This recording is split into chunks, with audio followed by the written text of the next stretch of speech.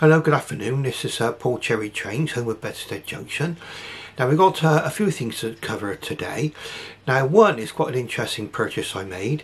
It might be useful for those of you who like to work on your models. I'm going to show you this the best I can, okay?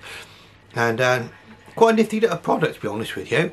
This cost me about £14 on Amazon. Different makers they come under. Mine was called Oromiss or something, O-R-O-M-I-S-S, okay? And it's these. Get a nice little case for them.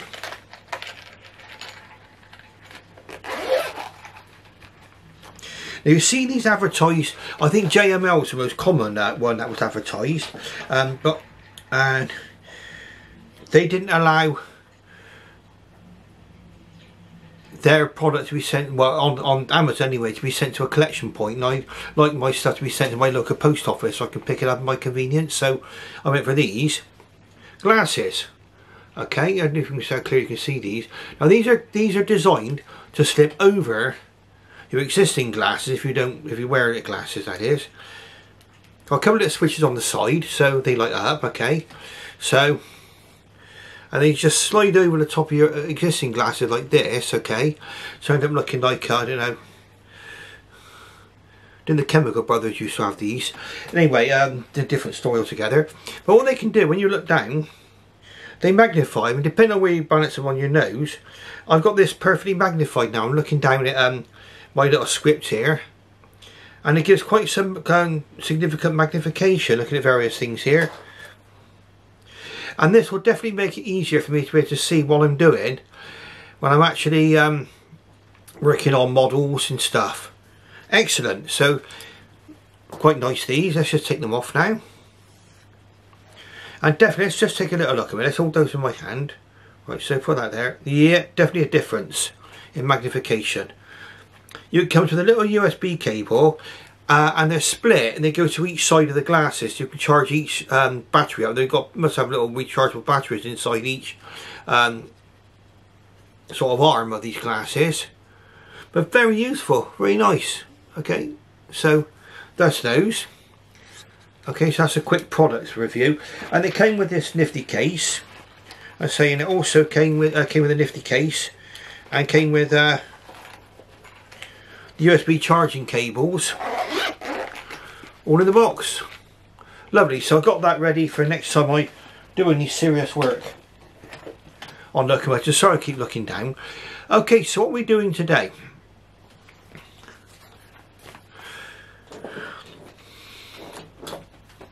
Probably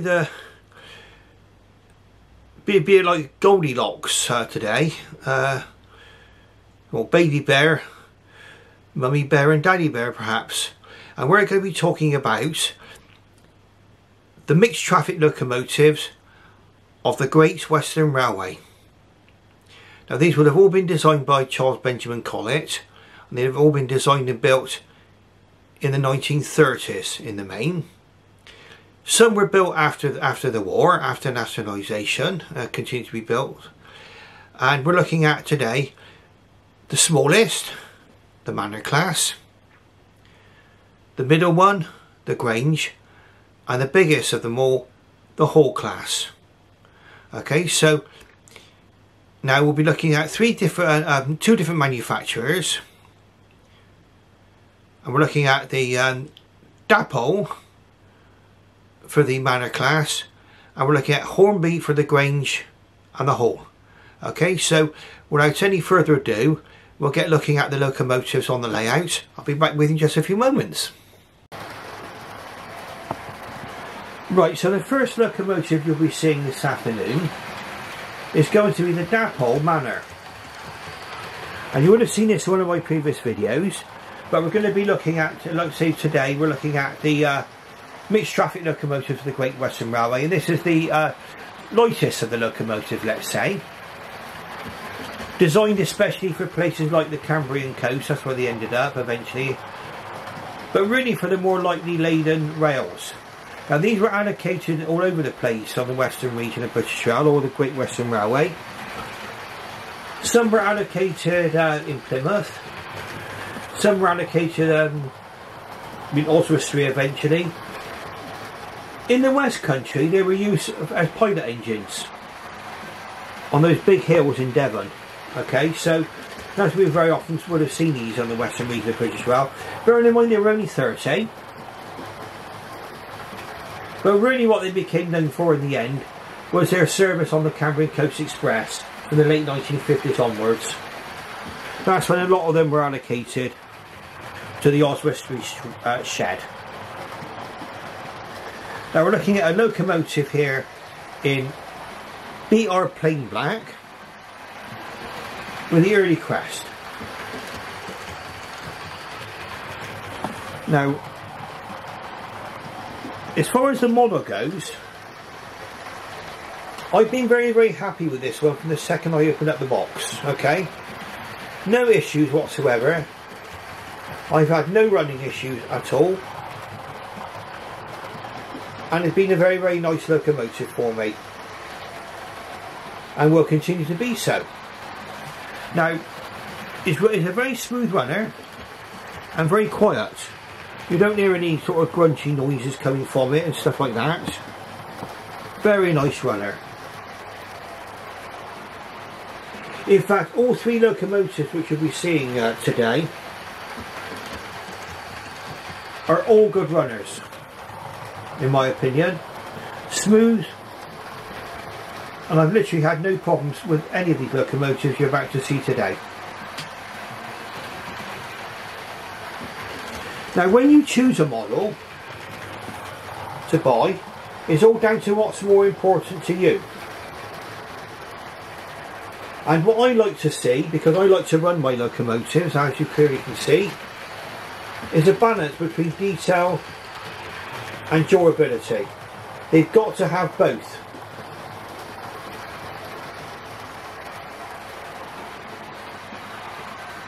Otherwise, if you've got a model that's so detailed you're afraid to touch it, it may as well just go into an exhibition case. I don't have any exhibition cases, and this is what my intended use is for this locomotive and all the ones I bought.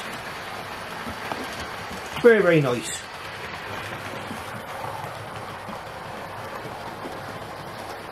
This locomotive comes up, for those of you who have not seen my previous videos, these locomotives come with some very, very great innovations.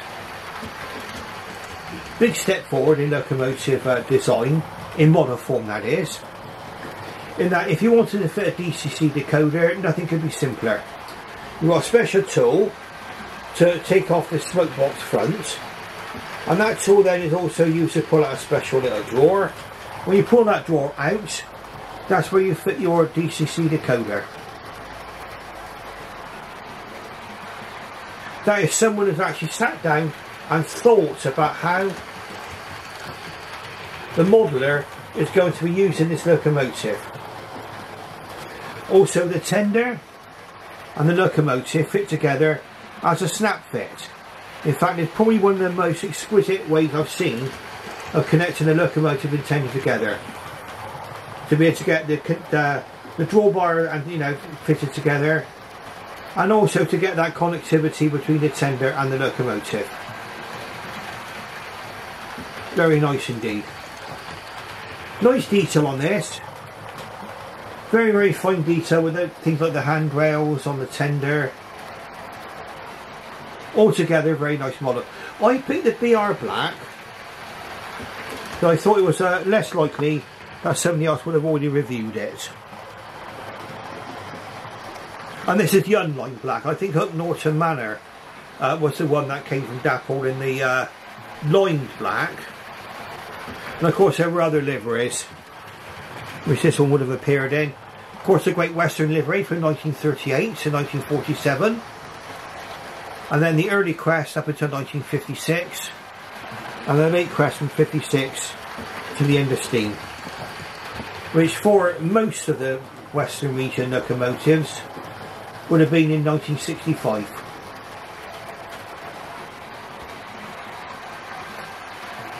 There are 9 of these preserved. So almost 1/3 of the locomotives were preserved. And the reason for that is that these are a very, very suitable locomotive for branch lines where a lot of preserved railways are situated. And so that blue rating, that wide route availability, comes down in its favour. And also, it was where these locomotives were sent at the end of their service lives. Of course, there was the sudden, and some might say brutal, transition from steam to diesel. All the locomotives were withdrawn at once, and a large number ended up at Barry, from where they were rescued. The Woodham scrapyard in Barry were preoccupied to begin with cutting up wagons and other stuff. They had plenty to do, and so a lot of these locomotives sat waiting to be rescued.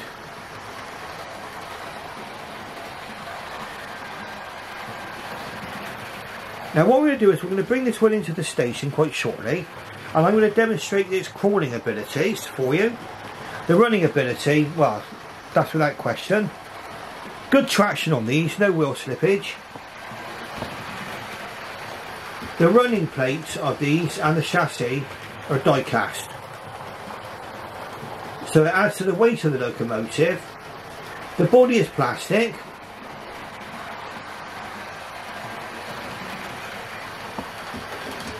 But for me, again, that's an ideal compromise. Nice discreet firebox glow on this.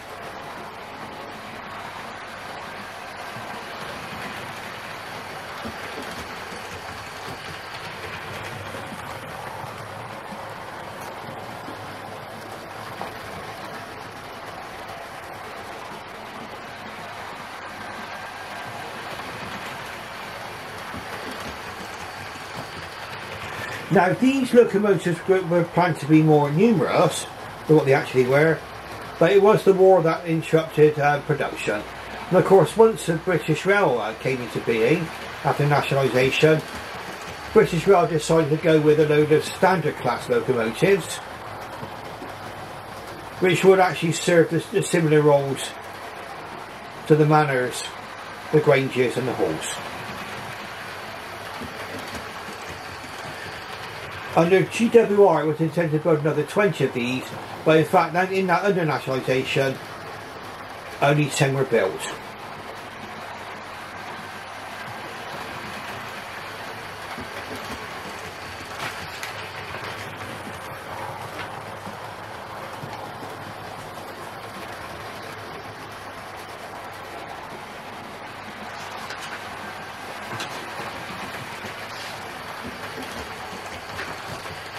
Right, so what I'm going to do then, I'm going to bring this one into the station. And to be honest with you, I'm quite happy. My little layout's okay. Let's talk about the layout. It's 6 feet by 4 feet, as you can see. It's got 2 junctions leading into 2 sidings, basically. One here is a surface station. I mean, it's almost like we've got a terminus, across between the terminus station and a through station. I mean, that island platform there is intended for a through station. I think we need to just use a bit of imagination. I mean, when we're working in a space of 6 feet by 4 feet, we need to use a lot of inventiveness to cram everything in, and also a bit of imagination, I think.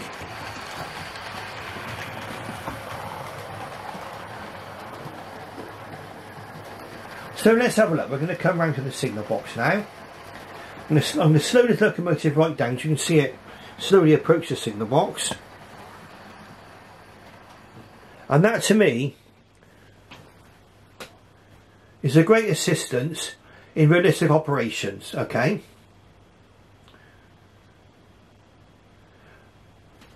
With a modern model railway locomotive should not take off like a Grand Prix racer or a drag racer the second you turn up the controller, okay?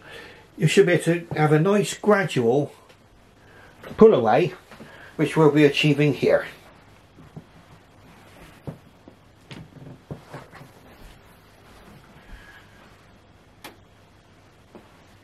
Quick change of points, and in we go.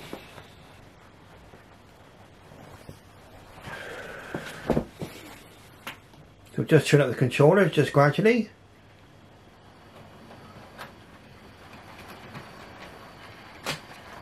Okay, so we're over the points.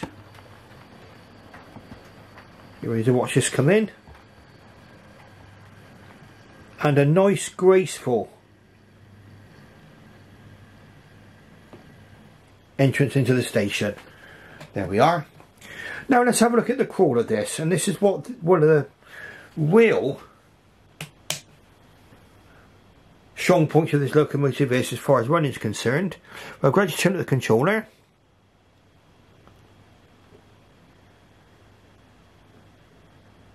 And this locomotive can crawl. Okay, that is a nice, smooth pull away there. Barely moving.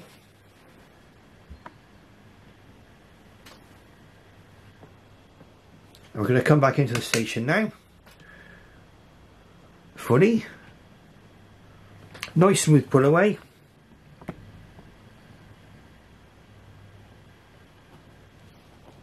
Okay, so if the crawl is important to you, then this is probably the locomotive for you. Also, it runs well when it's on the main line. Now the next one we're going to be looking at, and we'll be going up towards a good shed up here, is the middle-sized locomotive. We're going to be doing some points changing. Mr. Signalman here.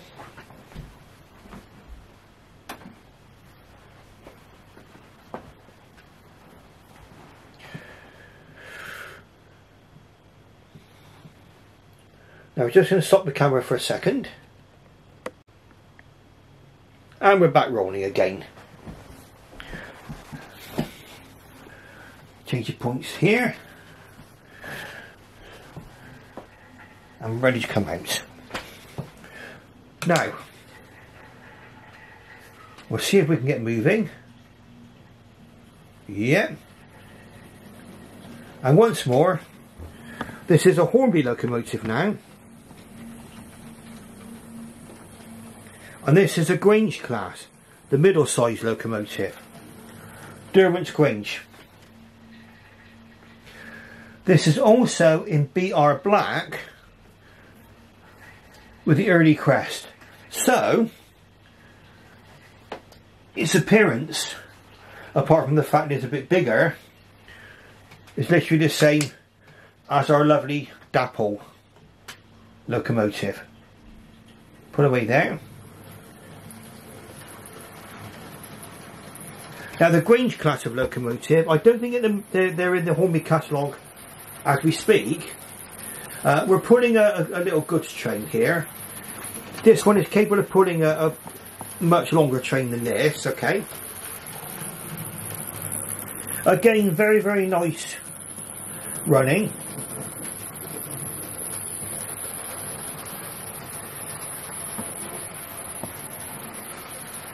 Mixed traffic. For those of you who are not, you know, aware of what that means, and some of you might be newcomers into the hobby, some of you might not know too much about it.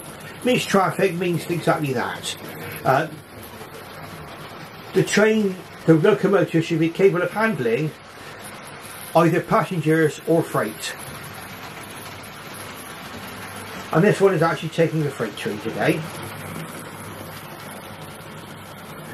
This one does not come with a firebox glow, no, but it's an earlier model.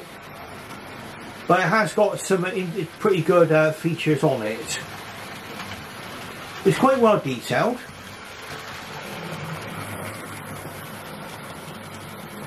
And it's a nice runner too. Nice and quiet and smooth, as you can see. Now the Granges, they're the next size up to the manor, and again they were built to travel on the particular routes which they were actually permitted to travel.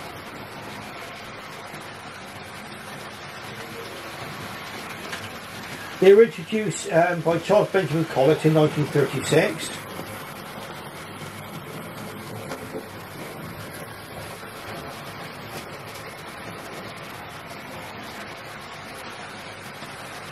Now what these use, the Manors and the Granges, they use a lot of parts from withdrawn 260 Mogul locomotives, and they were made into 460s. They're given a bigger boiler and other modifications. Now these had smaller driving wheels, and they gained a special reputation amongst engine running operators for their ability to hold heavy loads at the very steep gradients. Devon and Cornwall got some gradients. By the 1950s they were literally spread throughout the Great Western network, especially suited the twisting, hilly routes of the Western region.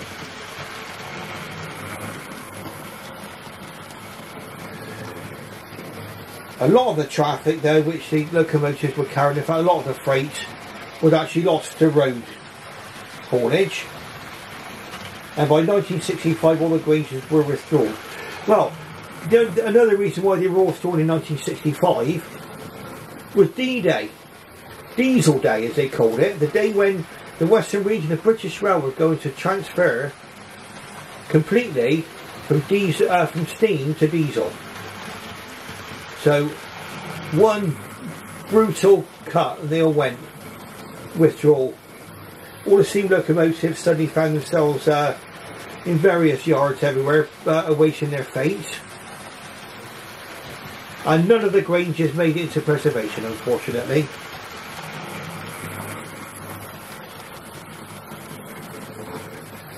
Derwent's Grange, which is 6682, the one we're seeing today here, was built in February 1939, allocated to Wolverhampton, Oxley, and was drawn in June 1965. The loco was scrapped at Birds and Bridgend. Well, I think that's where some of the manors that were not preserved actually met their fate.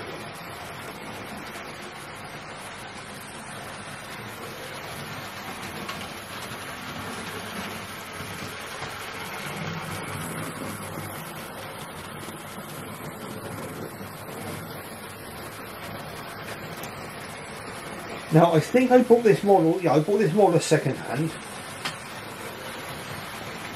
We'll have a little look at what we've actually got here running with us today. So, just out of interest for those of you who want to know.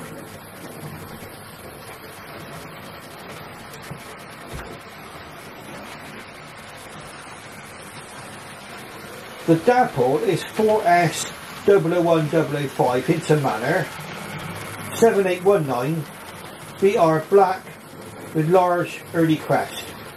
Okay, so that was the locomotive we saw first, and that was by Dapol. The locomotive you can see on the rails right now is by Hornby, and this R2403 BR early 460 6800 Grange Class, Derwent's Grange, 6862. DCC ready.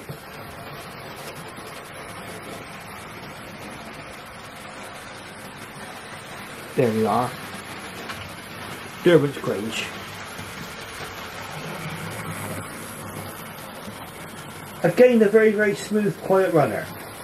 Now, what I did with this one, I've added a loco crew, and to me that adds an element of realism. The difference between this one and the Dapol model, the main difference is how the locomotive and tender are connected together. That's with the drawbar held together by screws at each end. And there's also a plug which goes into the tender, and that's the wire that goes from the locomotive into the tender, then to the plug. You can buy a special tool to remove that plug. I would recommend you do if you intend to work on these locomotives for servicing. I'm saying it was much easier to add the loco crew once I'd separated the tender from the locomotive. Got free access into there then. All of these locomotives you'll be seeing today come with complete cab glazing. No problem with that at all.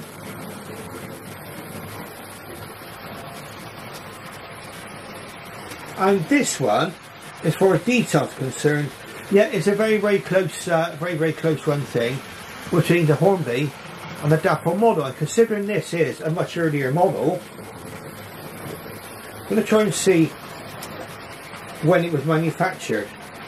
Just to give you a guide. Just watch this going round while I have a quick look.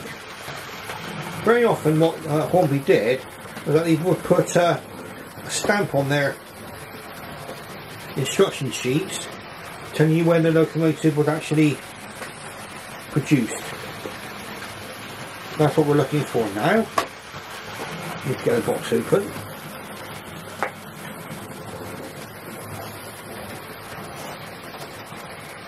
Here we go. Let's just see.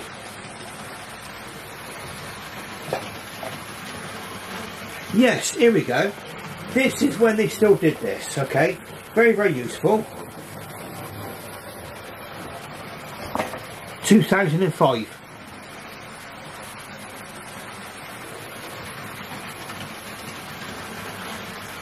So I make this locomotive 18 years old.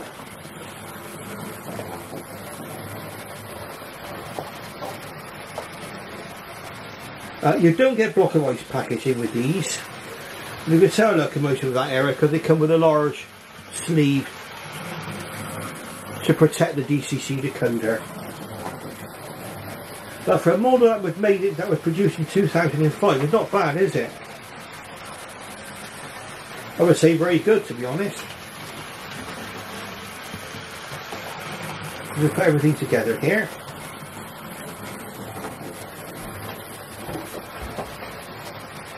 And at some point, we'll be moving on to the Hall class. One thing you do get with the Hornby locomotives, these particular ones, right up until today now, but the packaging was quite similar. You do get a nice picture of the locomotive there.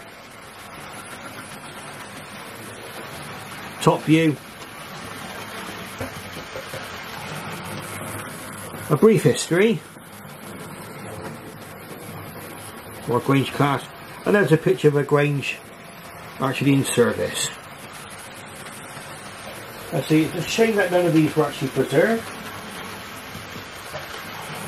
I think there's one being reconstructed. I mean, correct me if I'm wrong on that. Now, what are we pulling today? For those who have not seen one of my freight trains before, it's kind of a commentary on me, basically, because it's pulling crisps, peanuts, beer and bananas.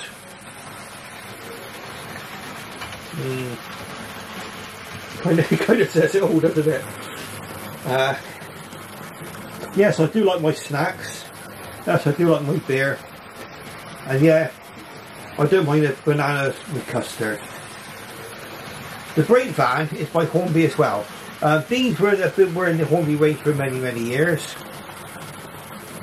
Probably similar to the ones you could buy back in the 1990s. The lovely Derwent Grange.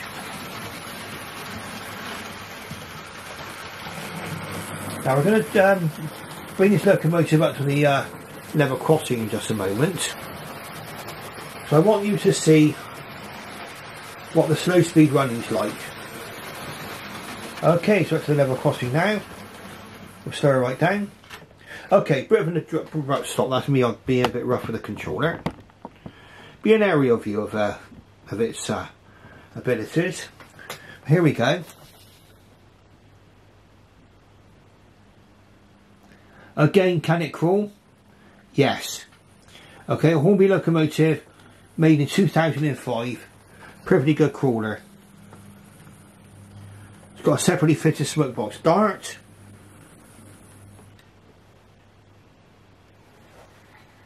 Sprung buffers. Well, you get sprung buffers and the separately fitted darts, of course, on the Manor Class.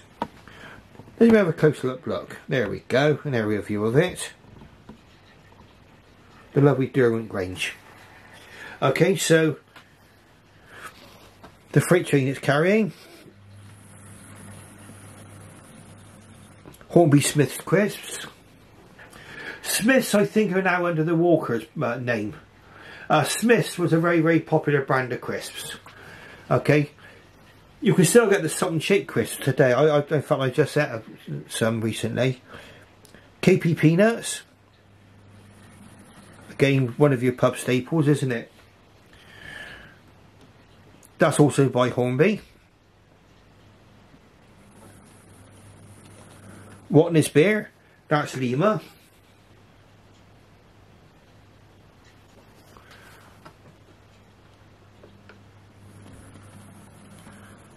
Feist Banana Wagon. That's a Dapol. And then the brake wagon, which is a Great Western one, is by Hornby. Right, so what we're going to do now is we're going to run our freight train in, and you'll see what this is like over points. All three locomotives which I'm showing you today, I've got no trouble negotiating points.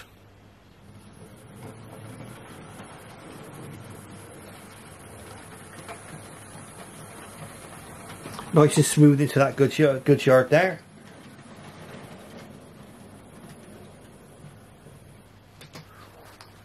Perfection. Okay, so we need a quick change of points. Just going to quickly stop the camera. Right, so we're rolling again. Now the very, very final locomotive we're looking at today is the Hall class. The biggest of them all, and by far the most numerous.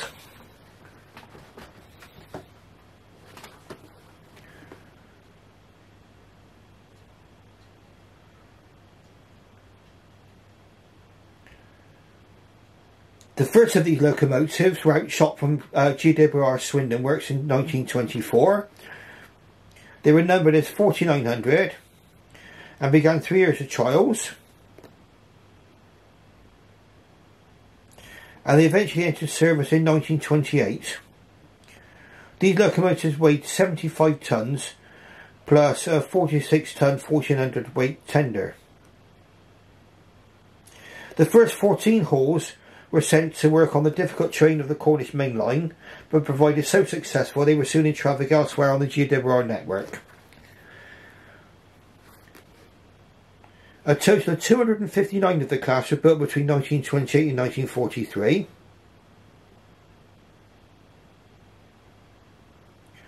Withdrawals began with number 4900, which had covered 2,092,500 miles in April 1959 from Old Oak Common Shed. The last of the class was withdrawn by December 1965. A total of 11 of the class have been preserved after being rescued from Wooden Brothers scrapyard in South Wales. That's just, I'm just reading off the box actually. And the one we're looking at here is Rood Ashton Hall, number 4965, which was outshopped on the 30th of November 1929 and withdrawn from service in 1962, the 31st of March. Rood Ashton Hall is preserved at Tidy Locomotive Works and is mainline certificated. Okay, so there we are, there's a Rood Ashton Hall. Just to make sure we got our points set for it, and then we're going to have a look and see how Rood Ashton Hall runs. And I'm going to talk a little bit about the detail of this locomotive, because it's actually marketed as sort of a fully detailed model. But I would say it's more like a Railroad Plus model. Now there's nothing wrong with that, because it's still a very handsome looking locomotive, but you need to bear in mind a couple of things. It's very, very similar to the Railroad Hall, Adderley Hall, which you can buy, okay? Adderley Hall you can pick up relatively inexpensively as well, and it's got a very, very glowing reviews actually, and they were Adderley Hall is very, very difficult to find. Okay, this is Rue Ashen Hall. It's got a moulded on smoke box darts, okay. No sprung buffers for you. And also the handrail at the back of the tender there. Sorry, my big fat finger got in the way. There. That's moulded on as well. There is limited cab decoration in there, which is something that the railroad version doesn't have. And there's also extra lining on this particular locomotive. Very, very nice locomotive nevertheless. And I'm glad it's part of my collection. Now I'm just going to go into reverse. And we'll see what this locomotive actually crawls like.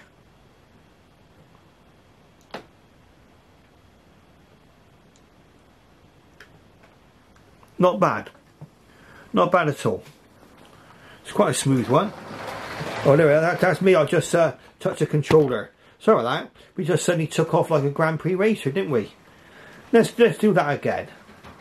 There we are. This is all live stuff, all good stuff. All for your entertainment and enjoyment. So just going to pull slowly into the station.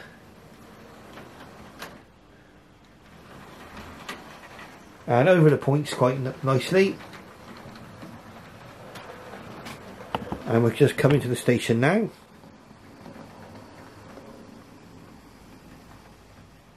And we'll run that again in just a moment. So I'd like you to see that again, because that sudden surge of speed, I'm sure, was me touching the controller. There we go.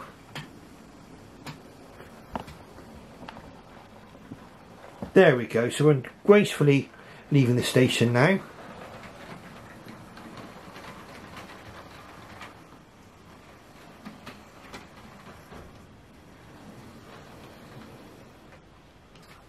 A bit of clip when it was going over the points there, but it did get over there quite nicely. Okay, so let's go full steam ahead. We can talk about the Hall class and what I think of this as a model. Now, I wanted Rue Ashen Hall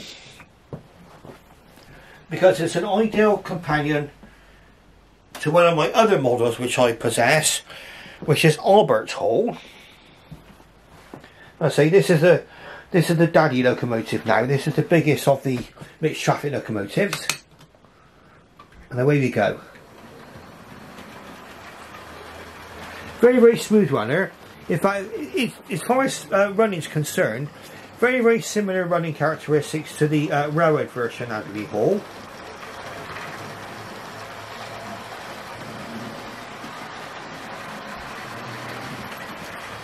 Gathering speed quite well now. These models do have plenty of power. And it's my belief that this model, probably construction wise, is very, very similar to the railroad version. Even though it came in the nice box and everything. DTC ready. R3205 460 class 4900 Rue Ashen Hall. There we go. Again,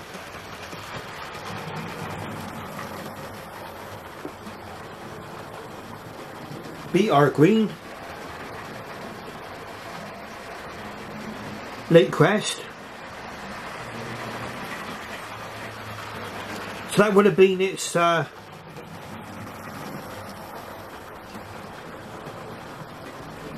way it would have looked. Oh, my voice has gone. The way it would have looked between 1956 and 1965. Now this one is preserved, like I say, it's preserved. And there is a bit of confusion because this one actually contains a lot of the parts from Albert Hall. And in fact, I think they've come out as both identities. Correct me if I'm wrong on this, but I think this one does actually also sometimes swap nameplates and become Albert Hall. Albert Hall did in fact go on into preservation. In fact, this was nearly called Albert Hall, but I think it was found that his actually true identity was Rue Ashen Hall. Now a lot of this can be down to the standardisation of parts as well on the Great Western Railway. I should imagine that a lot of parts were, over the years, at Swindon Works, interchanged between locomotives. If they all got the same boilers, the same wheels, the same motion, then probably a lot of things would have been interchanged. Now, something that you get on, and it might be important to you, it might not be, you get a tender full plate on the Dapol model, Daph Manor, and on Hornby Grange, you get a tender full plate. This one you don't.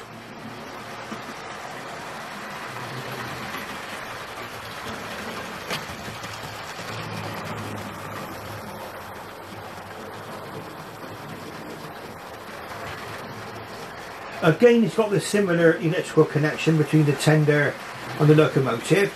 So the drawbar is held by screws, and there's also a connector.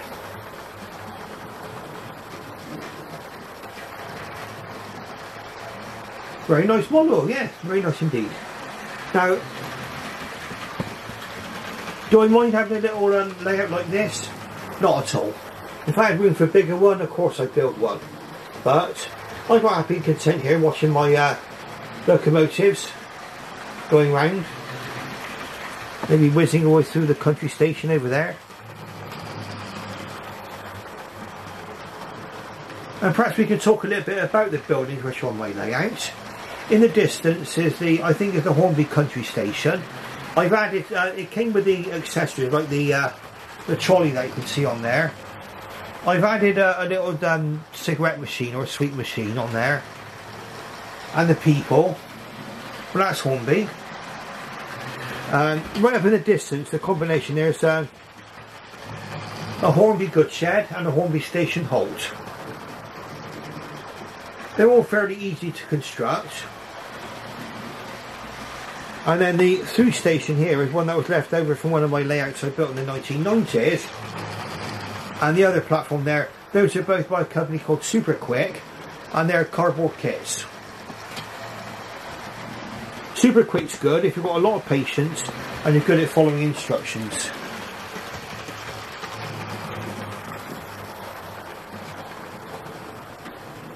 I want to see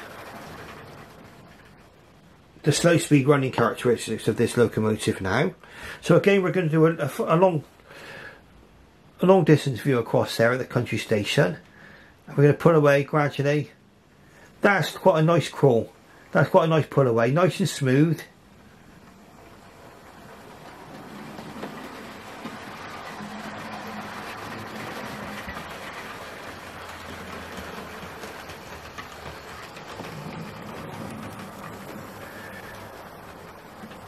Okay, so would I recommend Rood Ashton Hall as a model? Yes, perfectly fine.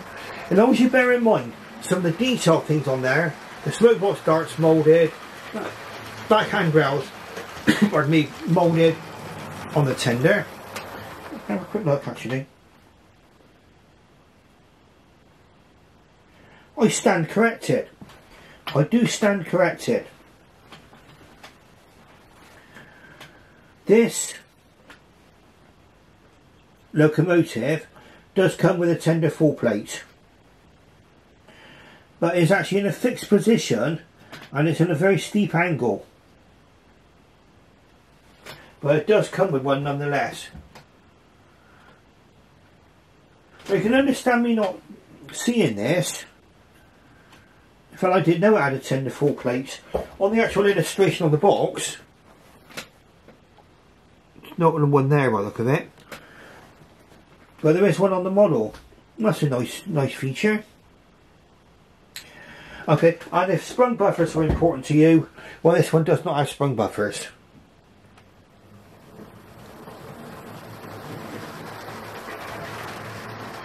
Now I'm going to leave this one going round for you tonight. Now, if you like what you see, please press that like button, the thumbs up, give me the thumbs up. Subscribe. Doesn't cost you anything to subscribe, you don't have to pay a subscription. And ring that bell to make yourself aware of future videos by me. There will be another locomotive coming into my fold quite shortly. I've not ordered it yet. I'm going to, because the retailer came for the last 3. Okay. It might be a surprise for you, it might not be, okay. But I'm going to be getting that into my stable quite soon. And what I do, when I buy from eBay, I like to select it to be picked up at my local Argos, okay, of all places. That way I'm not waiting in for something to come through the post.